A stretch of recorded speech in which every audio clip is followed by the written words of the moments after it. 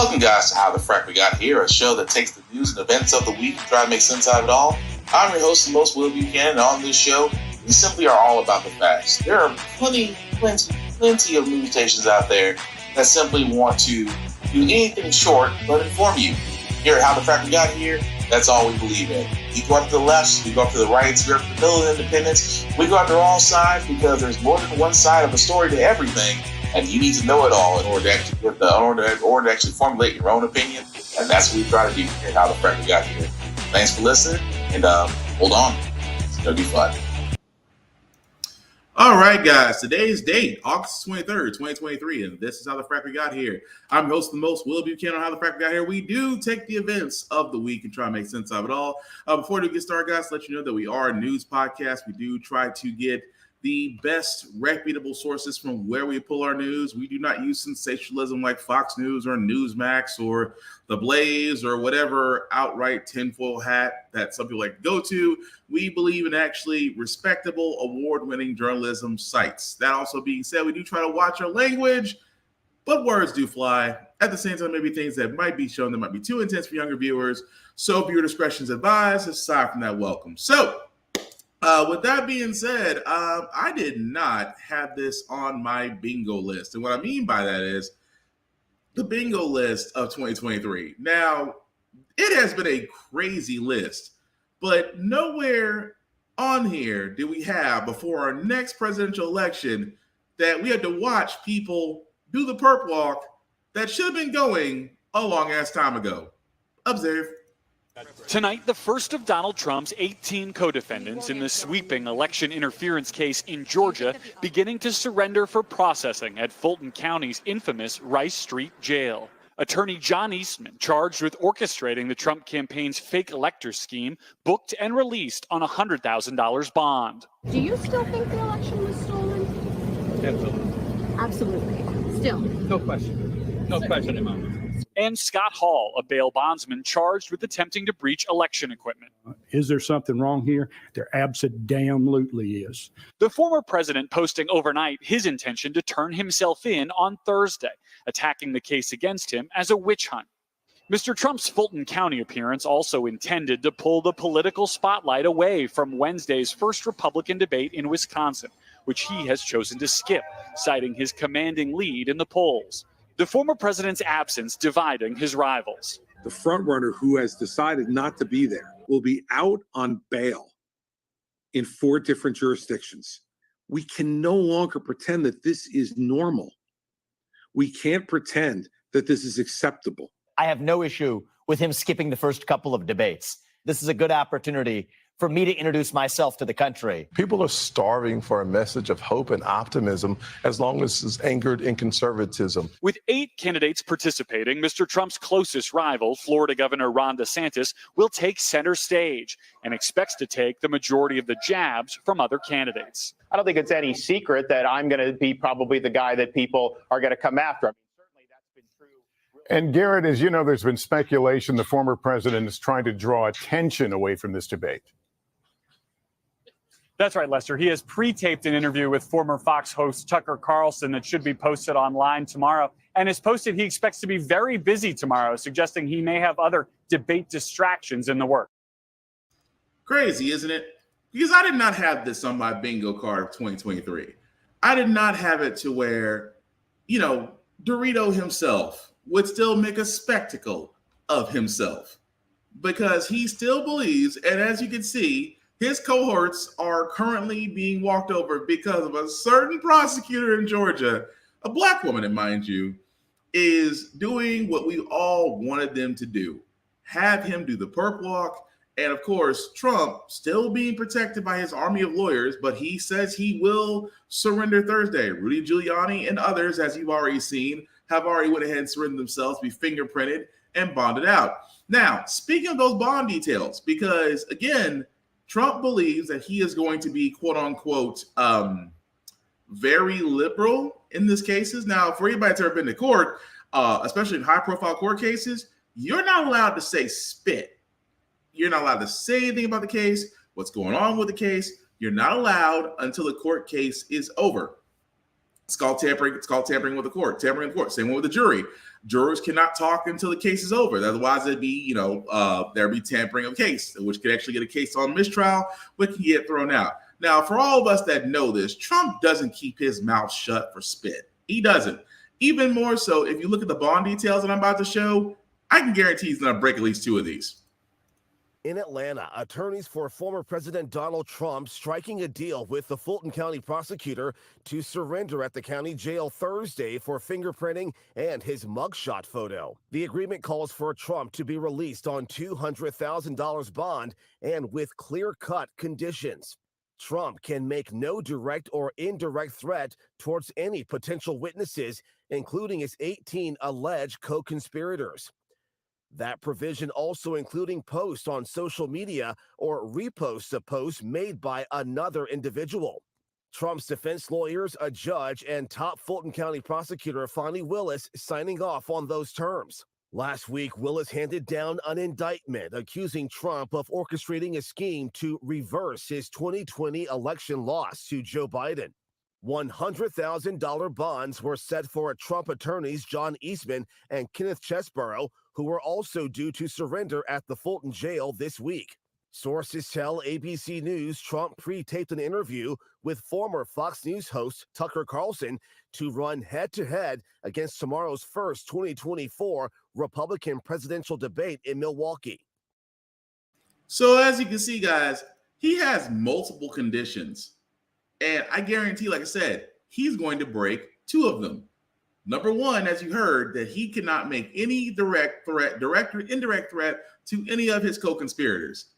That's already going to go out the window. I guarantee, you know what? If I was a betting person, I guarantee on that Tucker Carlson tape show, because, Tucker Carlson used to be one of the three-headed hydras that was at Fox News, got let go a long time ago, and somehow is still making his way in the same space as Bill O'Reilly and the rest of those lost Fox figures. But anyway, on that interview that he does have, I guarantee Trump has already pointed some out. He's probably already sat there and called them rats or snitches. I guarantee he did, because it's before the trial.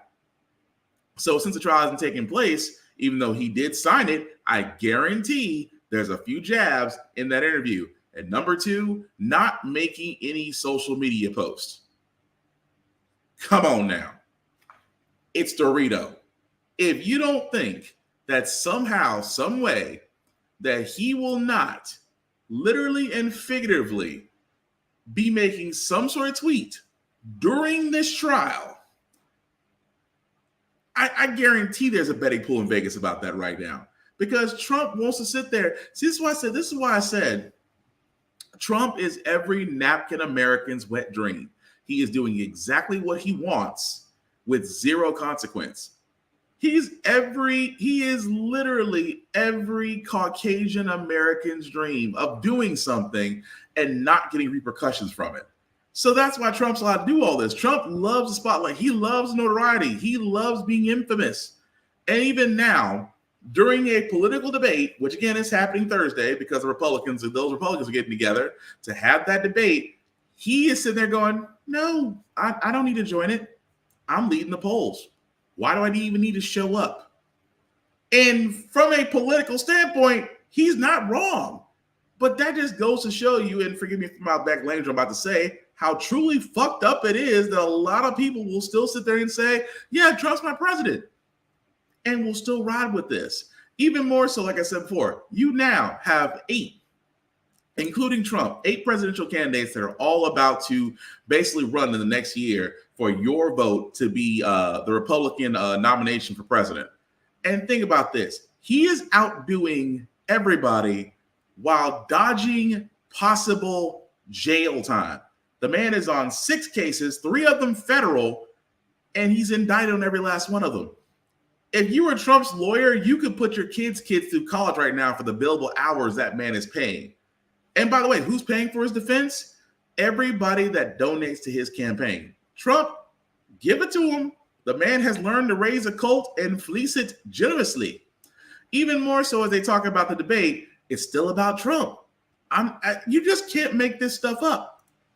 to be in Georgia on Thursday. He's already made it pretty clear where he won't be tomorrow, and that's in Wisconsin for the first Republican presidential debate. But 538's Galen Druk is there now and joins me from Milwaukee with more. So, Galen, Trump holding a commanding lead over all his rivals right now. So let's talk about how big of a deal this is that he's skipping the debate. Yeah, Kira, it definitely matters because debates are moments during a campaign, particularly a primary campaign, that can create some volatility outside of, say, scandals or crises. This is the moment when voters' attention is really focused on the candidates and the campaign. And these are all Republicans. And so many of them may be well-liked by Republican voters and may be open to switching their preferences. Now, Donald Trump has calculated that he has more to lose by being on that debate stage than he has to gain. You know, when you look at polling, why do Republican voters like Trump? It's because he's strong. You know, he's a fighter. He fights for the Republican agenda. And a moment that made him maybe look weak or gave the opportunity to a DeSantis or somebody like that to attack him could make him vulnerable. And it's moments like this when voters are potentially open to changing their minds. So let's talk about who has the most to gain here and the most to lose now that Trump won't be on the stage. And of course, a lot of people wondering, look, if he could stay in the lead, why show up for any of the other debates? Yeah, absolutely. I mean, so one person who may have to gain here, as you suggest, is if this turns into something of a dogfight, Trump can say, I'm above the fray, you know, I'm not going to stoop to their level. I'm already focused on the general election. But let's put that aside for a second, because the candidates on stage tomorrow night are going to be focusing on getting their message out. And there's a couple people who have something to gain or lose here. So folks like DeSantis or Tim Scott, or maybe even Nikki Haley or Vivek Ramaswamy, are well liked by Republican voters. When you look at favorability polling, you see that Republicans like them, unlike candidates like, say, you know, Chris Christie or Ted Cruz, who aren't particularly well liked. So if they, you know, land a good attack, make their argument well, it could be the case that voters start to shift their support towards those candidates. You know, I've been out in Ozaukee County, which is just north of Milwaukee this week, talking to voters. And a lot of folks, even who pay attention to conservative media, don't know a lot of the people who are running. And so this is going to be an opportunity for candidates who are already well-liked to really lock in that support if they can. All right. And what kind of issues and topics are we going to hear discussed, you think, the most tomorrow night? Oh, Kira, if only I knew. So here's what I can tell you. According to polling, Republican voters care the most about things like inflation and the economy. They also care a lot about illegal immigration and crime, and then moral values, which may encompass things like wokeism or parental rights or things like that. That is strictly according to the polling. And so if these candidates are maybe listening to their advisors, they may be telling them, talk about this, you know, get some good zingers on illegal immigration or inflation or something like that. However, I cannot predict what's going to happen, but I think in all likelihood, Trump will become a major topic of the debate because there are going to be candidates up there, particularly folks like Asa Hutchinson, Chris Christie, or Mike Pence, who really want to create a contrast with him and basically say that he's bad for the party. So I think we're going to get a little bit of a tension between those two things, folks talking about those issues that I mentioned and folks who really want to create a contrast with Trump. All right.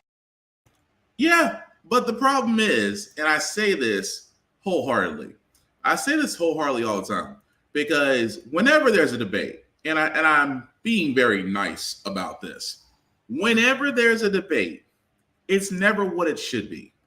You know what it is? A debate has literally turned into, especially for the Republican side, it has turned into the white people's version of Yo Mama jokes. The Dirty Dozen, snaps, roast sessions, whatever you call them. That's what the Republican national debate is. It is nothing more than the white people's version of Dirty Dozens. It's whoever can get the most shots on the candidate, whoever can get the most talking points, whoever can talk about the things that you care about while saying completely nothing wins the debate. That's all it is.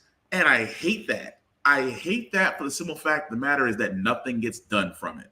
For example, what are they going to talk about? Oh, let's talk about how the fact that the economy is not great, even though they won't talk about the fact that Republicans destroyed it and that we have to build back their mistakes.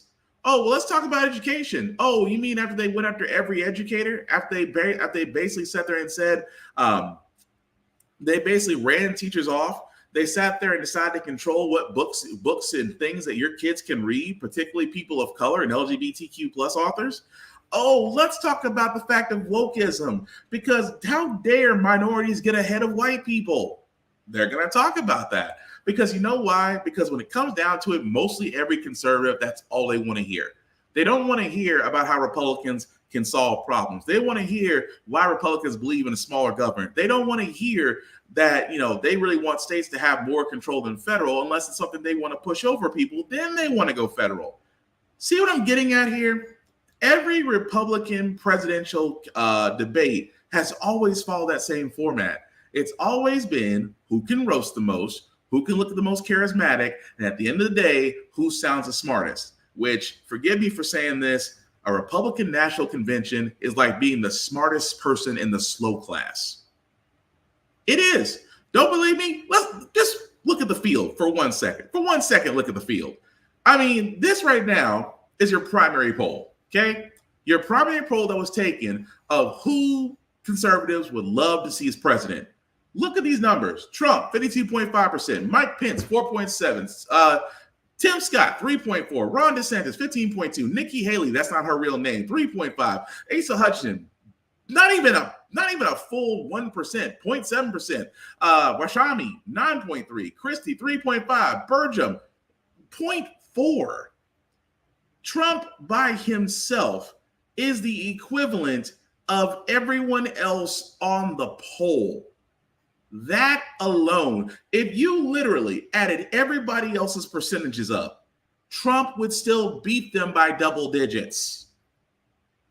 That alone tells you why Trump, as crooked and as compromised as a presidential candidate he alone could still win the primary.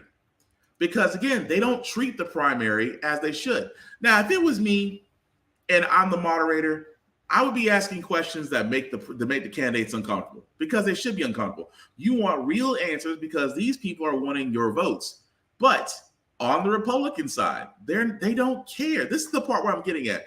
When it comes to conservatism, they just don't care, because that's how Trump literally got into power in the first place. He tapped into that hidden white anger, racism, rage, and sent people to the polls. He spewed everything he heard on conservative media and Fox News, and folks ate it up. And the fact that he has yet to see, well, that's not true. He will see his day in court. He will see multiple days in court. But beforehand, you couldn't even get him in court. Now he's facing 6 cases. But yet, he's skipping the primary because I'm in the lead.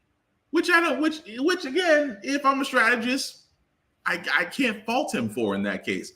Ron DeSantis alone, who I always said was Trump 2.0, shoots himself in the foot on a daily basis. I mean, he's already let go of campaign staff, hired a different campaign manager, because all of his decisions in Florida are coming back to haunt him. The fact that the Don't Say Gay bill in Florida, again, his battles with Disney, he single-handedly rewriting African-American AP studies in Florida. The fact that he tried to push PragerU videos in where they try to teach that slavery was literally beneficial to people enslaved. All of these decisions that DeSantis make are coming back to haunt him. And trust and believe, come tomorrow on the debate side, they're going to eat him up for that, because he has no leg to stand on. But neither does Tim Scott. Tim Scott single-handedly killed the George Floyd police reform bill. He actually killed the voting rights bill. We could have had police reform many times over. But because Republicans don't want to seem racist, they send the only black man in their party to argue about a bill, and it goes nowhere. Tim Scott has no legs to stand on, even though he'll sit there and say the whole entire time, I came from an impoverished family and I came up, and if I could do it, you could do. Yes, token Negro, you out of 100, a 1 in a 1 million chance, because you're like Michael Orr from The Blind Side, completely and utterly fabricated.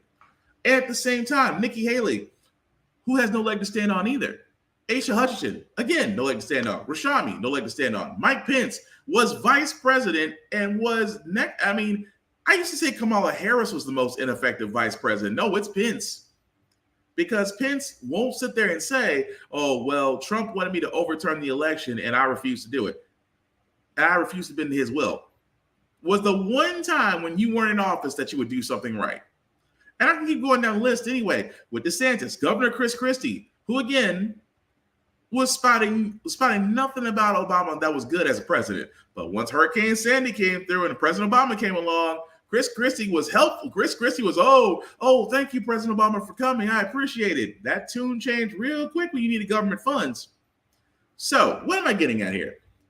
The Republican debate that is going to happen tomorrow, for all intents and purposes, is going to be a shit show. It is. It is going to be pandering. It is going to be nothing done. It's going to be blaming Democrats. There'll be shots on Biden. There'll be shots on wokeism. Black Lives Matter will be seen as a terrorist group. And at the same time, they will sit there and say that the Proud Boys, the Boogaloo Boys, and those on January 6th were patriots. I guarantee that's what's going to happen tomorrow. And that's how they do it. This is why I keep saying the entire time, guys, pay attention to politics, not just federal, but local. Because even in Tennessee, the person that's actually running, our state legislature, Mr. Sexton, if you ever watch this video, you're a dick. Considering the fact that you, along with others, tried to oust the only two progressive Black individuals who were actually trying to help the people, and because they were trying to help the people and actually show you up, you decided you were going to try to get them kicked out, which they got voted back in, and they're right back in the same chamber that they belong in. However, I keep saying this all the time, guys, in order for things to change, not only at the federal level, but at the local level, you have to push forward candidates that reflect your views. I say voting matters because it does. Without it, you don't want to see the dark side of that. But at the same time, if we want to change things, find candidates that fit your narrative, or even yourself, you can run. I mean, if anything has shown us in these last couple of elections, if you believe that you can serve people as a politician, run, and then let people know. Shoot, I thought about it a couple times my doggone self, but I can guarantee off the bat, you don't want a Black man in Tennessee running things. Yeah, that's not going to end well for them. Because let's be honest, you can't stand two Black people in the House and two people in Tennessee House Representatives. You're not going to like a guy that's actually running the show. We already seen that the moment President Obama was elected president-elect. And let's just say I know some people in Tennessee that don't think I know. Yeah, we know your true colors. Just saying. Moving right along, guys. I wanted to cover this story as well because, again, it always never ceases to amaze me that whenever it comes to certain things are being announced, it's almost like a distraction for other things. For example, drag queen shows. I mean, here in Tennessee, especially in Nashville, we have Drag Queen Storytime Hour, which I think it's great that people literally want to show kids the fundamentals of reading. Reading is fundamental. If drag queens want to do that for an hour at a library and teach kids, more power to them. I don't have any issues with it. But of course, if you've been watching this podcast, we did cover stories, especially here in Tennessee and various other states, red line states, that they actually put in laws because they swear they're protecting kids from sexual acts. These is coming from the same politicians that are caught with gay lovers or had their hands in the cookie jar in places they would not be seen outside of their Bibles. Yes, the party of family values my ass. Why am I talking about this? Well, because recently, San Francisco Archdiocese filed for bankruptcy as it faces more than 500 sexual abuse lawsuits. This is not the first time the Catholic Church has been caught with their pants in the cookie jar. But again, the Archdiocese of San Francisco is facing more than 500 sexual abuse lawsuits. Even more so that because they may settle, this may bankrupt the church there as they're actually filing for it. And I keep saying this all the time. It amazes me so how they always say, well, drag queens are the problem. Well, LGBTQ plus are the problem. Wokeism is the problem. No, it's not. Sometimes it's the same church you pass by that's the problem, especially in the Catholic Church. So again, 500 sexual abuse claims is going to bankrupt the church. I think we figured out how to actually solve things. Attack the money, which we should be doing anyway. We should attack the money. But at the same time, always amazes me. They always sit there and say that drag queens are the problem. No, some priests that need their asses whooped. That's the problem. And it's lacking. That's all I'm saying about that. But moving right along, guys, I want to get back to this story about Jadarius Rose. Now, if you guys were following the story, this was a young man that was basically traveling as a truck driver, got pulled over, and then an officer with a K9 decided to let the K9 go, even though you could hear on the video the officer saying, "Do not let go. He is surrendered. He's unarmed. Do not release the animal." The K9 officer did release the animal. Now, of course, that K9 officer was no longer employed and he's been fired. And now the prosecutor is asking the judge to dismiss a felony charge against the black man who was bitten by a police dog. I bet he is, because I guarantee that very same black man is considering figuring out how to sue. Because, again, for all those that don't know, he got pulled over. He complied. He was out of the vehicle, complied, hands behind his back, was unarmed, everyone can see it, and the officer still released the dog. Even the officer sat there and said, "I told him to obey my commands." Well, here's the thing, law enforcement. When you're the ones holding the gun and you're the ones actually more enforced than I, it's hard to figure out which one of you guys is in charge and which one is not, because I'm too busy trying to make sure I don't get shot. At the same time, they are worried, as they should be. That man is considering legal counsel. He's already got legal counsel. I guarantee a lawsuit is coming, and he should sue.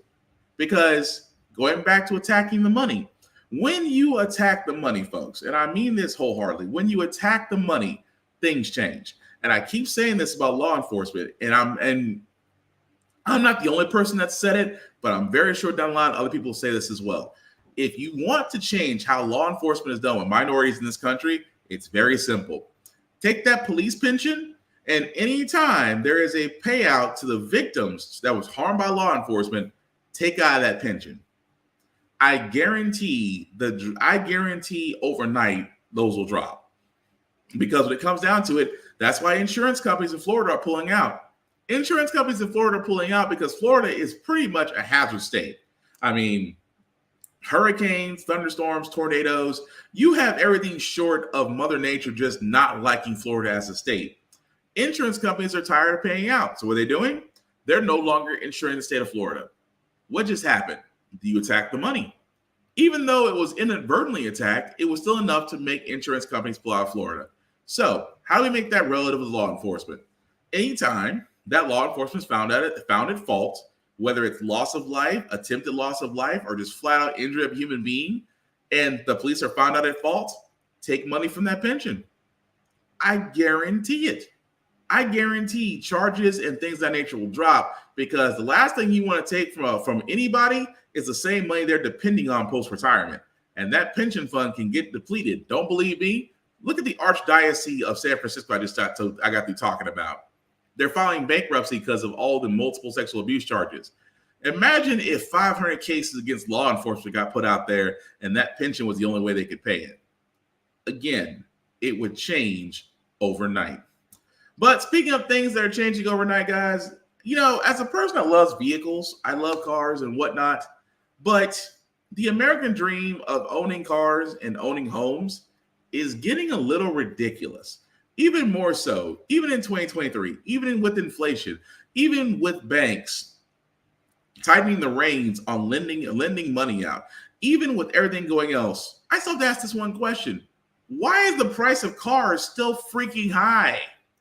When it comes to buying a new or used car, your dollar just isn't going nearly as far as it used to. And now some Americans are falling behind on their monthly payments. Let's take a look by the numbers. 5 years ago, there were a dozen new car models that sold for less than $20,000, according to the Wall Street Journal. Today, there is just one new car model under 20 grand, the Mitsubishi Mirage hatchback, which made up just 5,300 of the 7.7 million new cars sold in the first half of 2023. Meanwhile, there are some 32 car models costing more than $100,000 in the U.S. The typical payment for a new car is now around $762 a month, with an interest rate of 9.5%, according to a report from Cox Automotive. The average used car price is now about $27,000. That's up 30% from pre-pandemic levels, with interest rates at a staggering 13.7% to take home a used vehicle. It all adds up to an average of 43 weeks of income to pay off a new car, according to Cox, up from about 33 weeks pre-pandemic. And with interest rates soaring, the number of people falling behind on their car payments is up 15.7% in July from a year ago, according to Cox. Those who are severely delinquent on car payments is at the highest level since 2006. That's leading to concerns that the car sales market, which remained strong through the pandemic, could soon be in for a reckoning if consumers start pulling back on what they're willing and able to pay. And as they should. Think about that for a second. I mean, for the simple fact of the matter is, as the journalist pointed out, the latest car payment, $762. I know folks that are paying $800, $900, close to almost over $1,000 a month for a vehicle. And then you have banks, again, like I said, talking about the banks. Banks are tightening up on interest rates. Inflation is still high. But think about that. With everybody's income, because again, everything has gone up but your paycheck. Everything. And it's amazing how people are still getting squeezed, because we do need cars. Until we have figured out our mass transit system to really get us in places. I know some cities and states have figured it out. I know in Tennessee, we still haven't. But until we actually have a better transit system, folks need cars. If you need cars to go to work, cars to get around, if you have children, you need to get them to and from school, practice, things of that nature. You need a vehicle. And at the same time, the fact of all these hoops you got to jump through for a vehicle that is well overpriced. And again, the journalist is right. It is going to get to a point because people are falling behind on car notes, which means that repo guys are about to have Christmas. But even those repo guys are going to be out of business eventually, because just what if everybody stopped paying? What if everybody stopped paying car notes? What if everybody stopped buying cars? Even from a used car lot, people stop buying cars. Now you have inventory full of cars and trucks that can't move. People can't purchase them. Dealerships go under. Where are the cars going? See, that's why I say it is like Jenga. Jenga is like Jenga right now. And right now, we're at that shaky spot at the bottom of the tower where all it takes is just one more pull and the whole thing comes down. Because nobody is addressing why is that the price of cars is so high, even though they are becoming unattainable. They are becoming attainable. Even myself, I love a good pickup truck. But do you know, for most pickup trucks right now, they are in the, and this is just a quick glance, most pickup trucks, brand new, anywhere from low 60,000 up to 65, almost up to dang near 80 to 85,000, almost $90,000 on the high end model trucks. Now think about that for a second.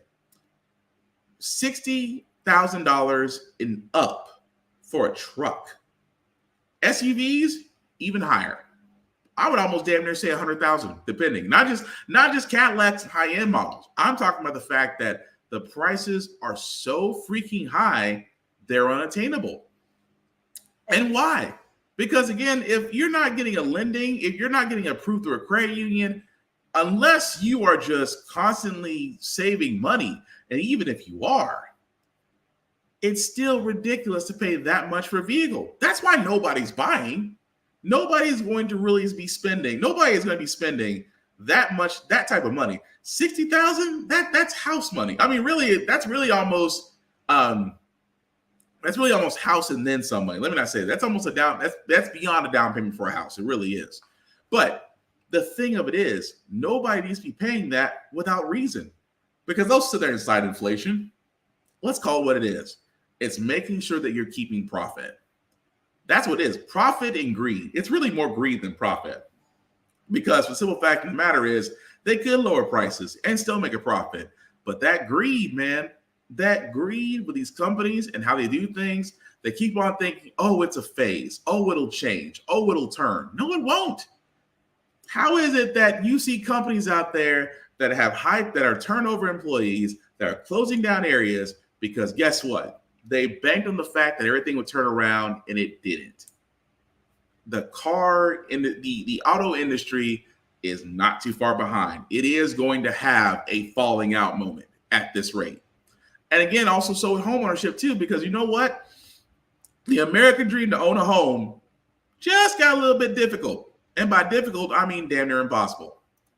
House hunters are facing a financial challenge not seen in a generation. The average interest rate on 30-year mortgages soared to 7.48% yesterday. That's the highest level in nearly 23 years. Meantime, the median price of a house continues to come down from pre-pandemic highs, but it's still at $416,000. So if you bought a house for that much with current mortgage rates and a 20% down payment, you'd have a monthly payment of about $2,300. Yeah. 20 that do you okay. It's asinine. It's crazy. It's nuts. It is inconceivable is what it is. To think that if you bought a house, now again, just using that example, if you bought a house that was priced at $400K, that means for the mortgage rate that it's at right now, you're paying almost $2,300 to $2,400 a month. That means after 3 months, you would have already paid the equivalent of nearly over $6,000. And I guarantee none of it goes to the principal. It goes to the interest. Call me. I'm just saying. And it's amazing that people are saying, well, it's not that hard to get a home. Yeah. It kind of is. For getting a mortgage, that means mortgage is bank approved. Did I just sit there and do not get me wrong? I just sat there and said banks are barely giving out loans unless they're subprime loans, which again, if you ever get a subprime loan, avoid it like the plague. Trust me, you'll be better for it. But banks are being very stringent about loans, whether it's auto or whether it's home loans. And at the same time, folks are going through Fannie Mae and trying to get those types of loans. Yes, it is possible, but look at the fact that it lowers the choices of homes that are available to you. But the fact that we're talking about the mortgage rate being 7.48%, the highest level since November of 2000. Homeownership is getting very, very difficult to get, especially for those, whether you're single or you have a family. That's the reason why I keep saying, especially like I said, I use my home state of Tennessee for a reason. That homes, if you have a home, if you have land, I stress this heavily. If you have home or land in your name, keep it, pass it down. If you have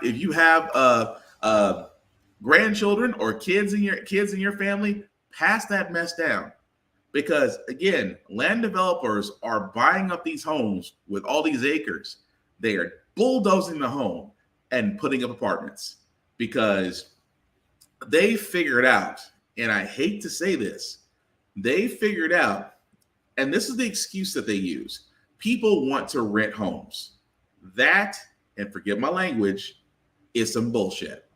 Nobody wants to rent homes because number one, renting means that your money goes down the drain. It does not apply to anything. It does not help you in the long run. It's pretty much saying, here, thank you for letting me stay in a place that you own, but apparently I live here, but I have to make sure that you get your money on a monthly basis. If not, you can kick me out and I'm on the street. Oh, and by the way, that money goes to nowhere except for a roof over my head. That's it. Land developers and property owners have figured out, oh, if we build a bunch of apartments up, charge New York rent, folks will come. Not because folks need a place, it's because they see some areas as the it cities. Nashville was called an it city for years. People are still moving here on a daily basis. People need to live somewhere. So what are they doing? They're going to these apartments. They're paying that New York rent. Apartments that are already here are seeing what's going on. And it's like, oh, we can jack up our rent too. To folks that have been living there for years, and how is their patronage awarded? More. We want more for you, and we want more from you in order for you to stay here, even though the services haven't changed. It's like, you know what it is? It's like going to college. Every year, college tuition goes up, but the education stays the same. Where is that money going? That's what renters have figured out. That's what landlords have figured out. Landlords have figured out that renters are like ATMs. You can make sure that you're getting money from them on a monthly basis. However, mortgage owners, you have money from them for a limited amount of time. Where most people with a mortgage try to knock that mess out anywhere from 10 to 20 years. In 10 to 20 years, they try to knock out their mortgage payments to where they could have the deed to their house and the land and just pay property taxes. They are completely happy about that. That's why I say it's only a finite time. But renters, oh, you have them for as long as they like to stay there. And the beauty part about it is the moment that renter moves out, there'll be somebody else that'll want that space. And the whole cash revenue system starts all over again. That's the problem.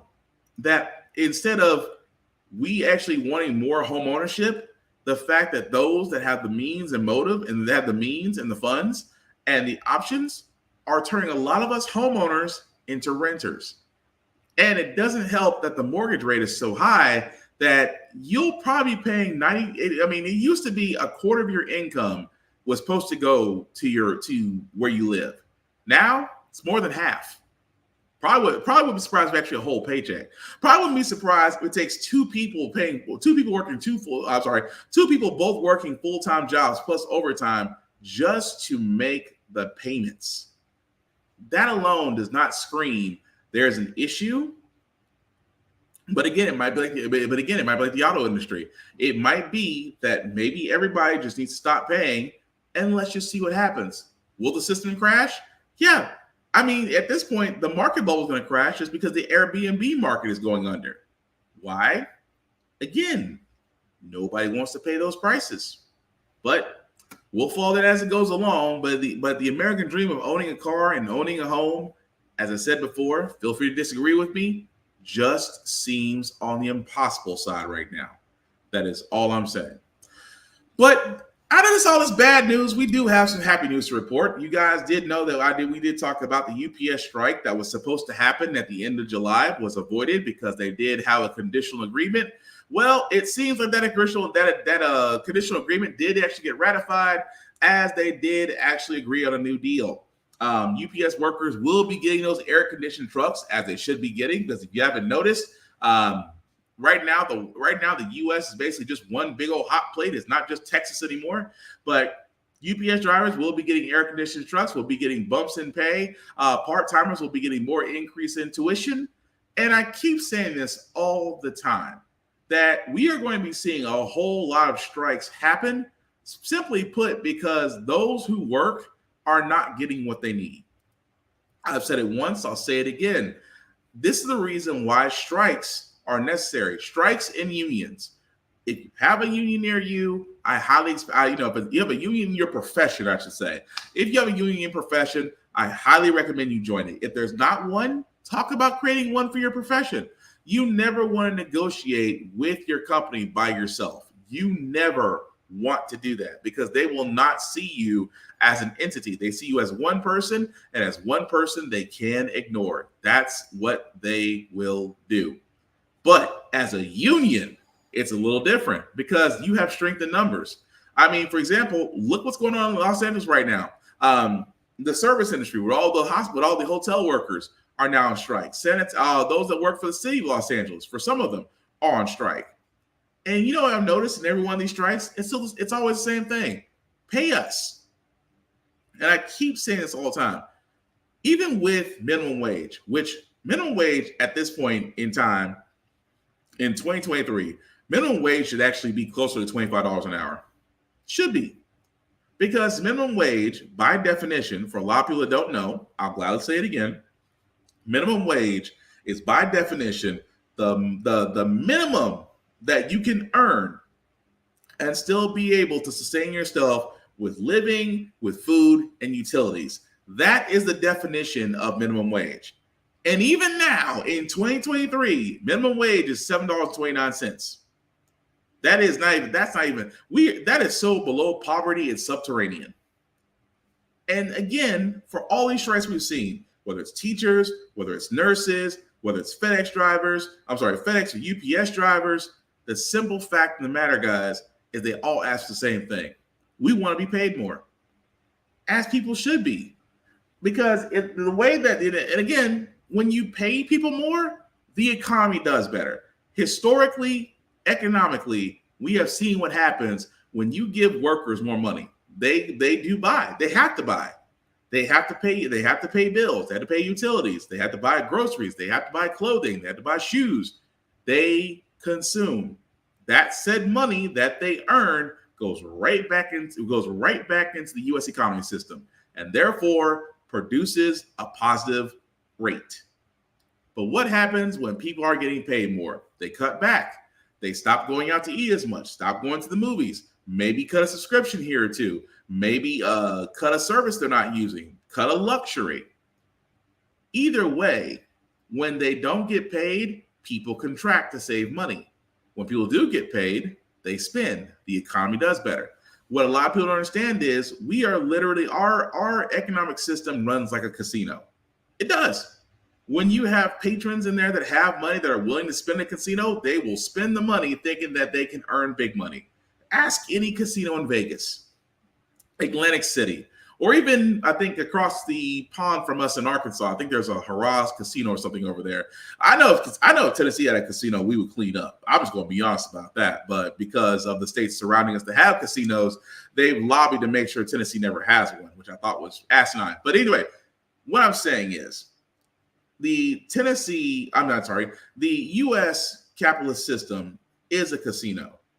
We, unfortunately, are the ones that feed our coins to the slot machine. And as long as we keep feeding our coins to the slot machine, the casino runs fine.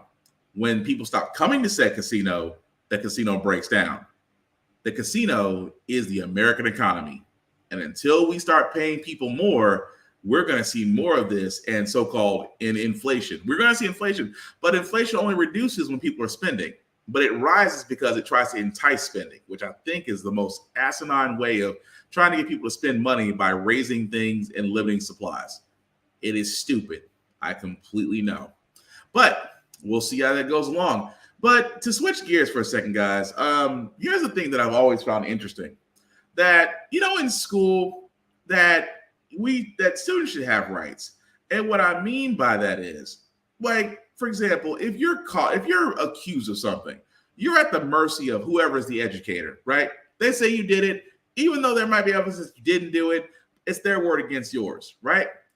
I always wondered, why was there never something in place to actually protect the student, even if he's found to be completely vindicated?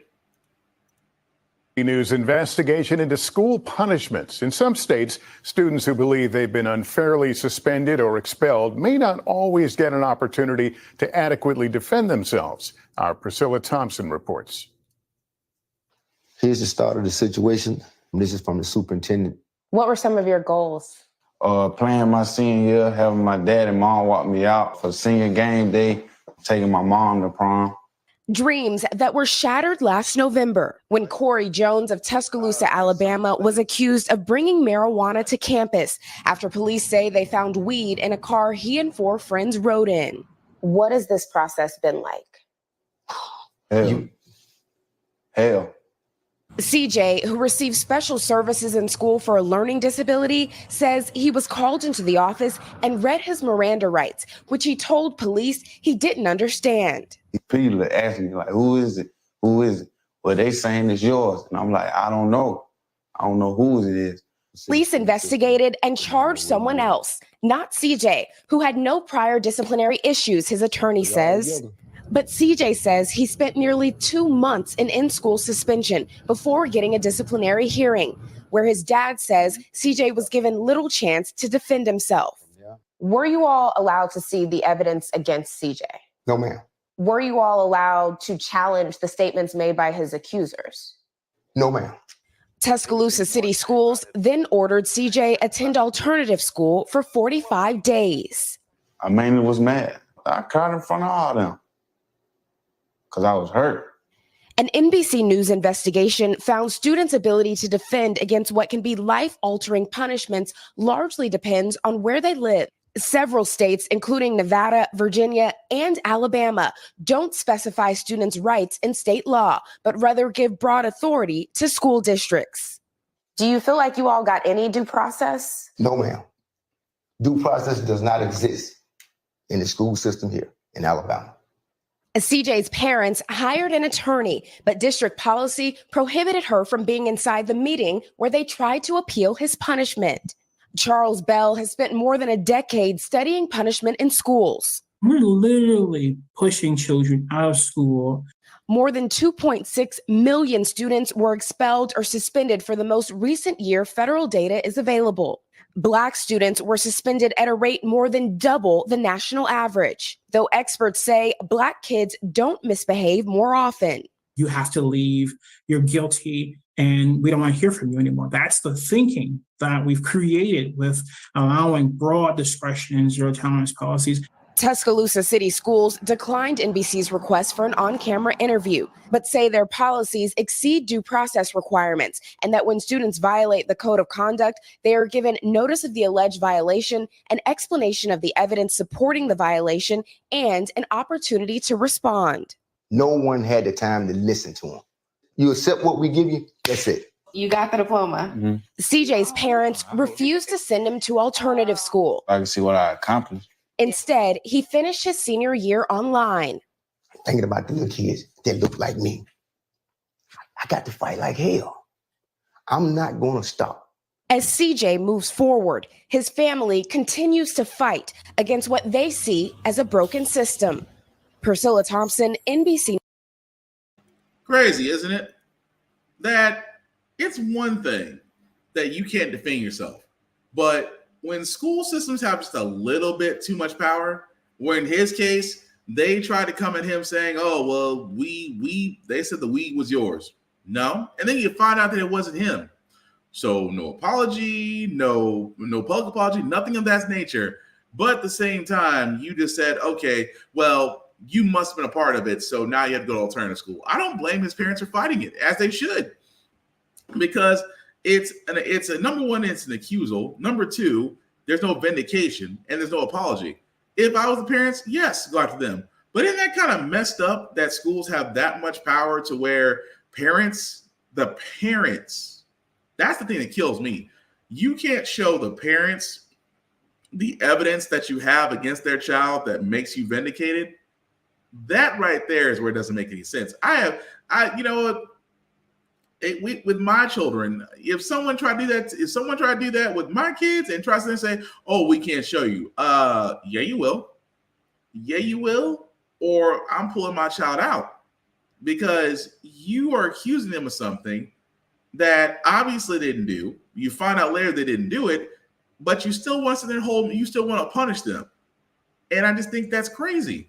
Even more so that as much as I love educators, there are some school officials out there who have some very redundant policies. And again, the fact they try to say, well, we showed the student. Let me explain something to you. Have you ever talked to a child when they did something wrong? First off, you don't speak to a child without their parent. That's first and foremost.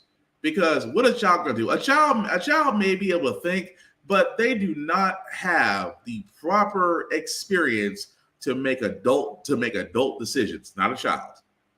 That's why the parents are like, why did we should have been in there with him as they were explaining it.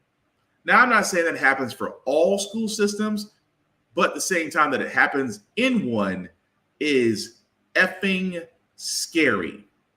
And I do mean effing scary. But speaking of things that are effing scary, because again, I have to know what it is about law enforcement, because I keep saying this happens. This happens, unfortunately, in areas that need explanation. What I mean by that is, and I'm about to apologize for the story that I'm about to talk about. A 10-year-old in Mississippi was arrested for urinating in public.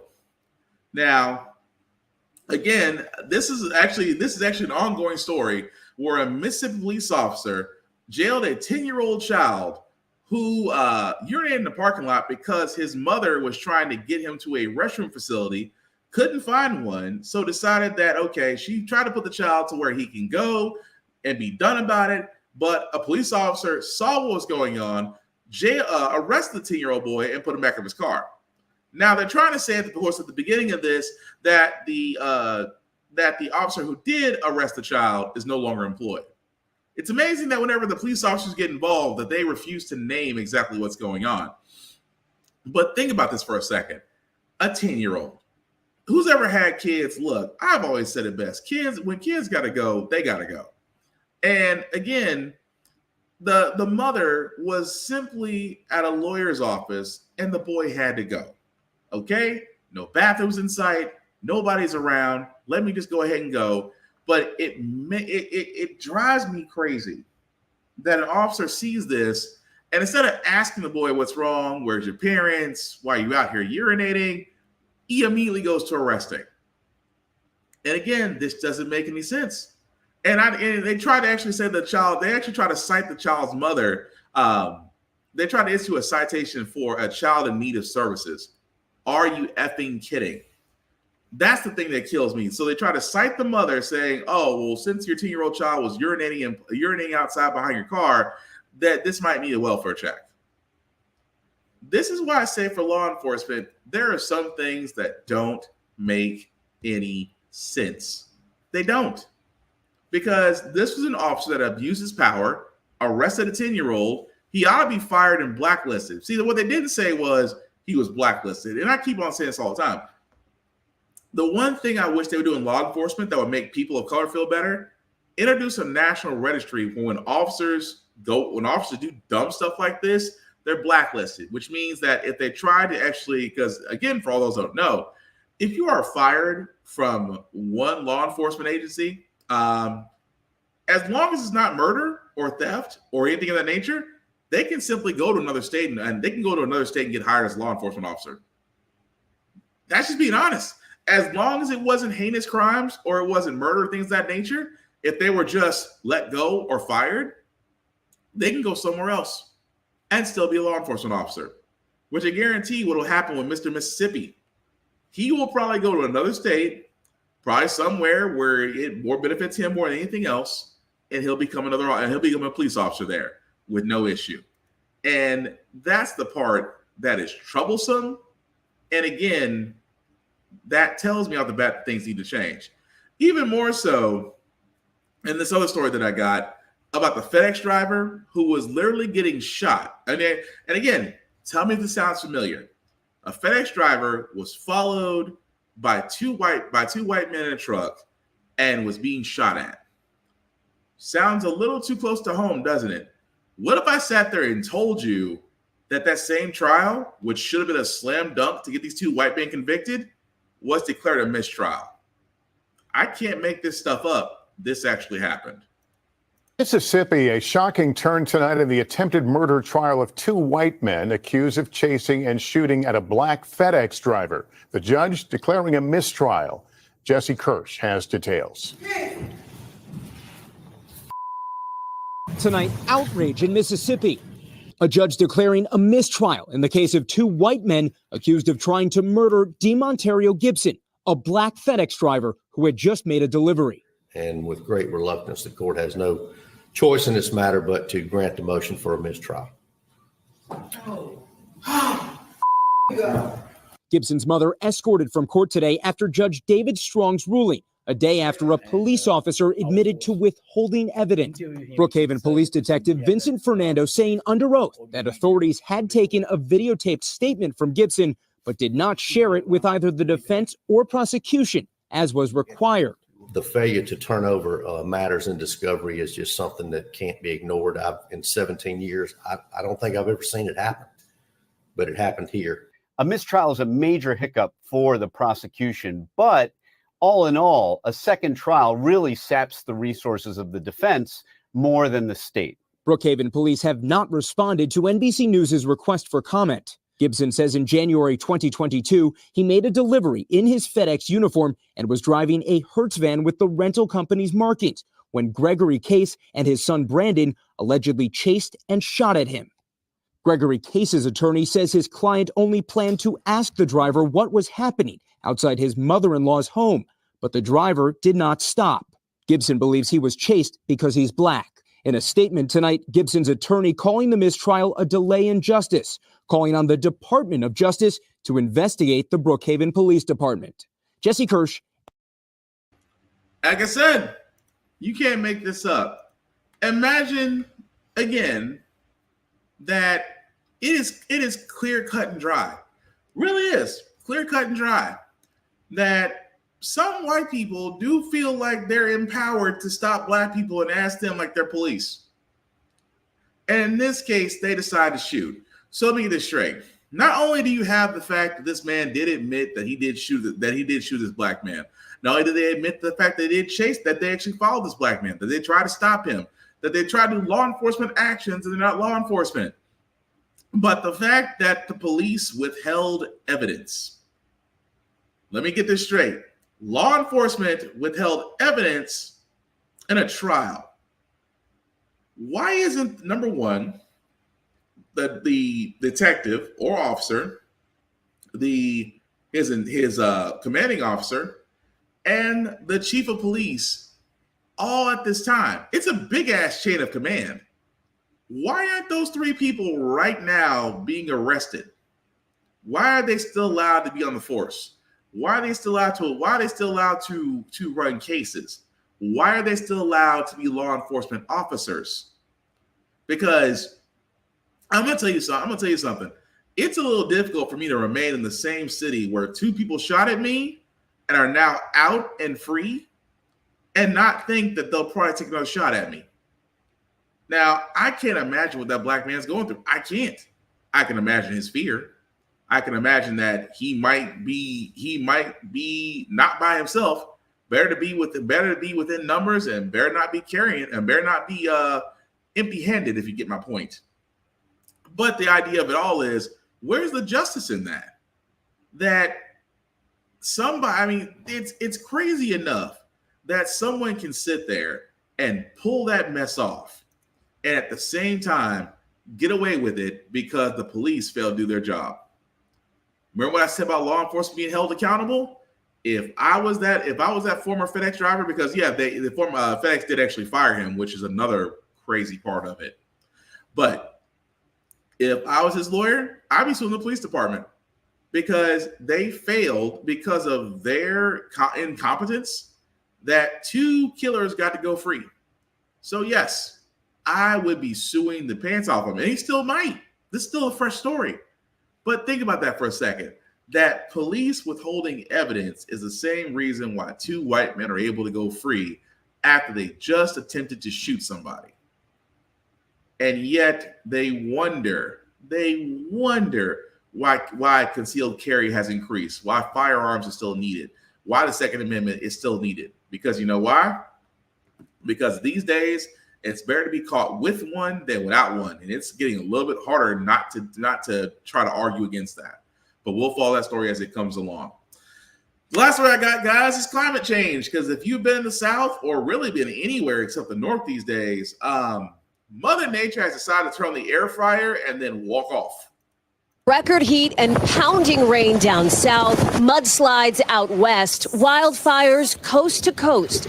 President Biden, in the face of these disasters, now facing new pressure to declare climate change a national emergency. It's something Democrats have been hoping for a while, even before Congress passed that sweeping climate law last year. We are in an emergency, and it is a worldwide emergency. It didn't happen then, but activists hope it will now. President Biden, we need your help. Declare a climate emergency.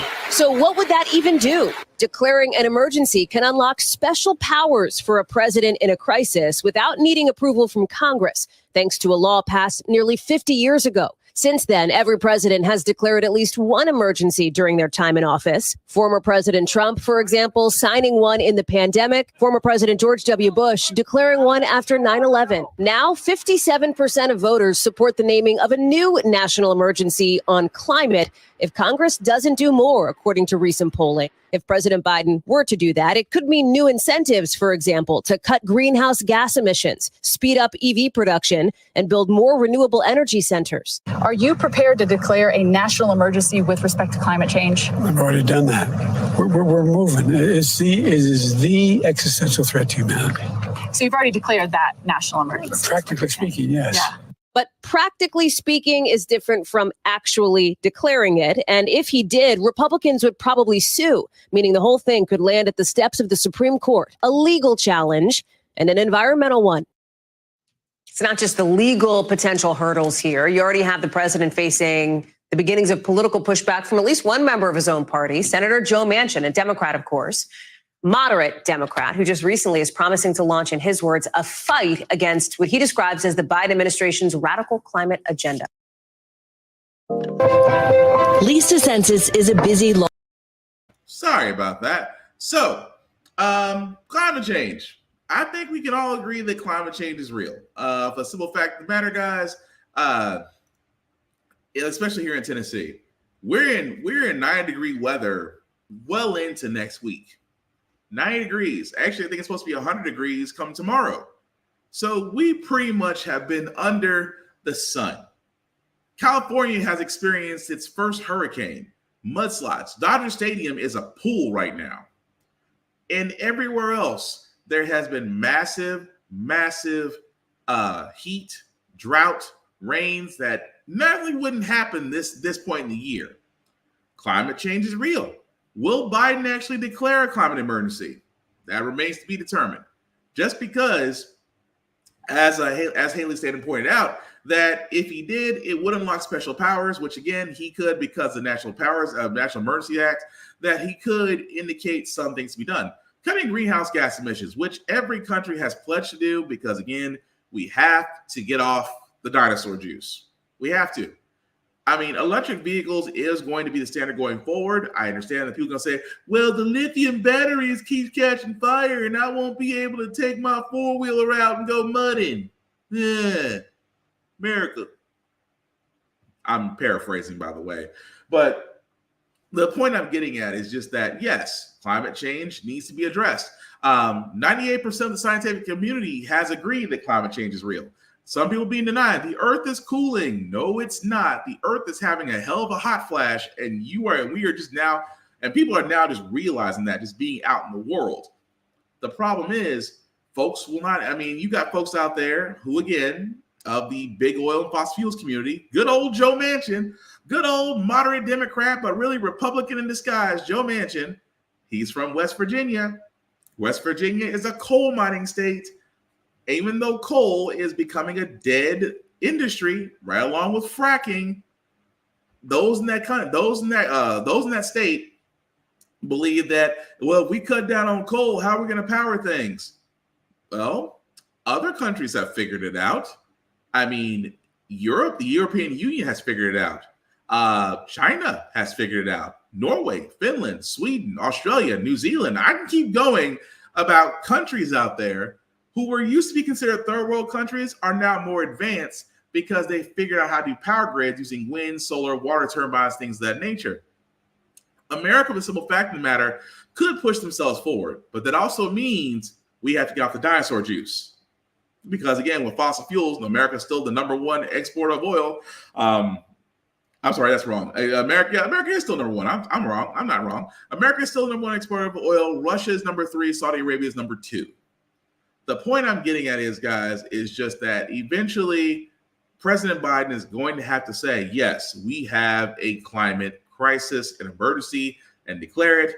And yes, this may go to Supreme Court, to where a conservative reaching Supreme Court, when these days they can go left or right, because they've already gutted part of affirmative action for colleges. They've already shot down Roe versus Wade. I still say Clarence Thomas is salivating at Brown versus Board of Education. That's just me. This is the same Supreme Court that does need oversight, but swear up and down that we should trust them because they're highest court in the land. Yeah, that's like trusting Herbert from Family Guy with your children. I'll leave it at that if you've seen Family Guy. But we will follow that as it goes along. I hope President Biden does declare a climate emergency because, again, we do need to cut down on greenhouse gas emissions, work on renewable sources, and finally get off the dinosaur juice, no matter what Manchin believes. But that being said, guys, we're going to go into our feel-good segment because usually how the Frack we got here, we usually cover a lot of things that are doom and gloom. Sometimes make use of faith in humanity, but hey, it's Wednesday, it's hump day. Tomorrow is Friday, which is Thursday. And I want to leave you guys out with some good vibrations. And I believe the next story will do exactly that because Sha'Carri Richardson, again, a young woman who is a phenomenal talent, did make a comeback as she, ran the pants off everybody. Finally, after a suspension cost her a spot at the Tokyo Olympics, American Sha'Carri Richardson has made a spectacular return by officially becoming the fastest woman in the world. Here's Ann Thompson. You are capable of winning this race. Sha'Carri Richardson took the worst lane, lane 9. Here comes Sha'Carri Richardson! And 10.65 seconds later, made the best of it. Sha'Carri's done it! World champion in the 100 meters. A remarkable comeback for the 23-year-old who had gold medal aspirations before the Tokyo Olympics. It feels amazing. It feels like everything that paid off. In 2021, Richardson nearly made the Olympic team until she tested positive for marijuana after learning of the death of her mom. The subsequent suspension knocked her out of the Tokyo Games. I would like to say to my fans and my family and my sponsorship, I apologize. Now her running does the talking. I wanted my performance to speak all the words that I needed to speak myself. Trailing for most of the race, Richardson surged ahead of the Jamaicans, including the defending world champ. Seeing my name pop up also with a PR. A personal record that took a while to sink in. This entire season, I know I belong. I know I deserve to be here. And it just feels amazing to execute that as well. Leaving the past behind. I'm not back. I'm better. Tonight, Sha'Carri Richardson is the fastest woman in the world. Ann Thompson, NBC. And I love the fact that she is completely unapologetic about it. I freaking love that. Sha'Carri Richardson, of course, congratulations. Now she is the fastest woman in the world. Well deserved, because I always sat there and said it is amazing to me that the only thing that they try to offer to her, well, she smoked weed. For all those who are fans of the plant, weed does a lot of things. It makes you feel great. It might up your mood. It might relax you. It doesn't make you effing empowered. I'm just pointing that out. But again, we leave it on a good note. So congratulations, Sha'Carri Richardson, for that. We're going to go ahead and wrap it up here, guys. Before we do get out of here with some shameless plugging, as always, I do want to shout my boy Vaughn, a big VZA dot, at all social media, who has actually helped me out with some new beats for the show. I can't wait to actually get them uploaded. Thank you for that, good sir. He actually has a YouTube page that has plenty of music there for your content needs. And if you have a need for new beats for whatever you may have, whether it's a television show, whether it's for a logo, check that man out, Big VZA dot, on all social media. As for myself, guys, you can find me BlackFox447 on all socials. I usually do reviews on everything that I read, that I play, that I watch. Also some gym stuff, because I do try to do a few push-ups. The link at the bottom, let me link that'll make that a little bit bigger for you guys to see. If you copy and paste that link into your browser, it'll take you to my link tree. That's the YouTube and Facebook groups for all my podcasts, How the Frack We Got Here, Get Bit, and of course, Off One's podcast. Like, share, subscribe. Let me know what you think about everything that we discussed tonight. I do want to keep the conversation going. The only rule that I have is keep it clean, keep it friendly, keep it positive, because we're all about sharing ideas. Not everybody is right. Feel free to agree to disagree. That is the whole entire point sometimes. And just simply put, have adult conversations. We can do that, right? I like to think we can. We can, right? But anyway, aside from that, guys, as we wrap this up, we will definitely be back here with a replay this Saturday on Facebook, YouTube, and Twitch. And of course, from there, guys, like I said, this political season, I cannot stress this enough. Learn the candidates who are running for your local and your state. Now, keep in mind, depending on where you are, you might still have some state elections, but we are entering 2024, which means we are about to have our presidential nominations go through. Whether you're a president, whether you're a Democrat or Republican, please know your candidates. Know if they fit what you're wanting. If they don't, look at everybody. At the same time, ask questions. Hold feet to the fire. Again, there's a certain episode of the Newsroom, if you ever get to see it, where they do a wonderful way of doing Debate 2.0. If you ever watch it, and one day I'm going to post it up here because I think if I do, HBO won't ban me, but I still want to try it anyway. Because the way they did a debate, holding a candidate's feet to the fire, asking them uncomfortable questions, not prepared ones, shows you the type of people that they are. So again, if you get a chance, ask your question, but get informed, get involved. That is what the whole point of everything that I do here. That being said, guys, last thing to say about how the Frack got here, it's all about staying informed. We are not trying to reinvent the wheel, guys. We are simply giving you all the information to allow you to make up your own mind, but we do provide a logical perspective that goes along with it. We do better as society once we're informed. We're progressive, we move forward, we try to right the wrongs of our past by making decisions now that we should have done back then. Like electing our first Black woman Supreme Court, electing our first Black woman Federal Board of Governors, electing our first Black woman as a National Cybersecurity Advisor, and waiting in the wings is our first Black Armed Forces general over the Air Force. Still waiting because of freaking senator. But anyway, waiting because you know what's going to happen. All great things. When we don't learn from history, that's what we're doomed to repeat it. That's what we keep asking ourselves. Why does everything go up but your paycheck? Why are we electing different politicians to still the same old game in Congress? And most importantly, how the Frack we got here. Thank you all for watching, guys. Take care of yourselves and each other, and we'll all get through this. Peace.